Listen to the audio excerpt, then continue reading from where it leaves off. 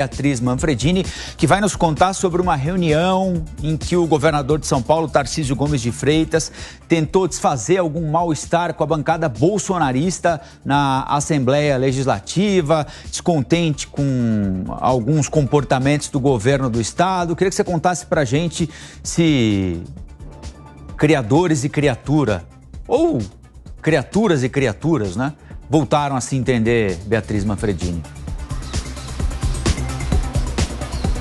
Olha, parece que voltaram, viu, Colombo? Essa reunião aconteceu ontem lá no Palácio dos Bandeirantes e reuniu cerca de 5 deputados com o governador de São Paulo, Tarcísio de Freitas. Todos deputados do PL. A gente contou aqui na Jovem Pan logo que esse grupo bolsonarista independente de Tarcísio foi criado, né? Ele é formado pelos deputados Gil Diniz, Lucas Bove, Major Meca e também Tenente Coimbra.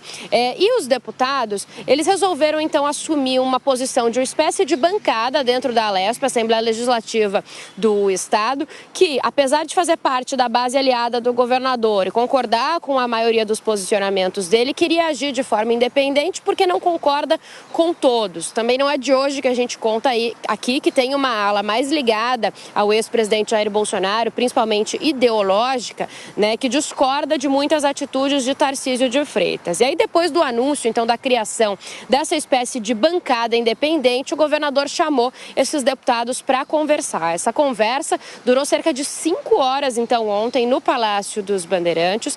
E, de acordo com a minha apuração, nada foi falado, por exemplo, sobre a Sabesp, né? O projeto de privatização que está para ser votado aí entre amanhã e quinta-feira no plenário da Casa, e que é aí o grande tema para Tarcísio de Freitas, não foi um assunto desse encontro de ontem. O foco foi principalmente a questão do ICMS.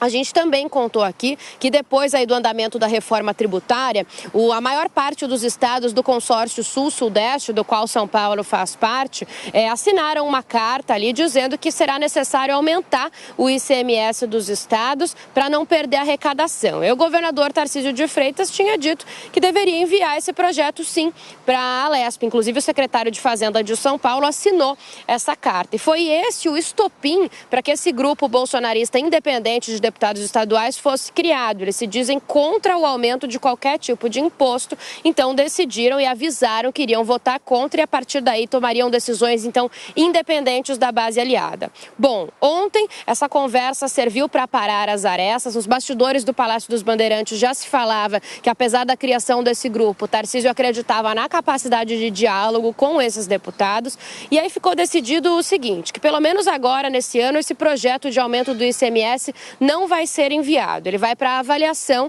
e pode ou não ficar para o ano que vem, o que por enquanto foi suficiente, então, para tentar apaziguar, amenizar os ânimos com esses deputados estaduais. Além disso, também aconteceu um pedido para que o governador envie um projeto que ficou lá no meio do ano, ficou meio perdido, para as escolas cívico-militares, para ampliar as escolas cívico-militares no estado de São Paulo. Lá atrás, quando o governo federal acabou com essas escolas, o governador Tarcísio de Freitas prontamente disse que ampliaria aqui no estado e que tinha um projeto para isso. Esse projeto acabou ficando para depois, não foi enviado até agora, então esses deputados cobraram o envio e ele também deve acontecer. Tarcísio prometeu isso então. Então, os ânimos aí foram apaziguados com essas duas informações. ICMS, se for enviado, aumento para o ano que vem, e o projeto das escolas cívico-militares deve realmente chegar a casa em breve. Por enquanto, parece que tudo certo entre esse grupo. Lembrando que os deputados, apesar de criarem um grupo independente de Tarcísio, né, e dizerem que não concordam com todas as decisões, sempre disseram que, apesar disso, votariam quando possível junto com o aliado político. Colombo. Beatriz Manfredini, ao vivo, direto de São Paulo.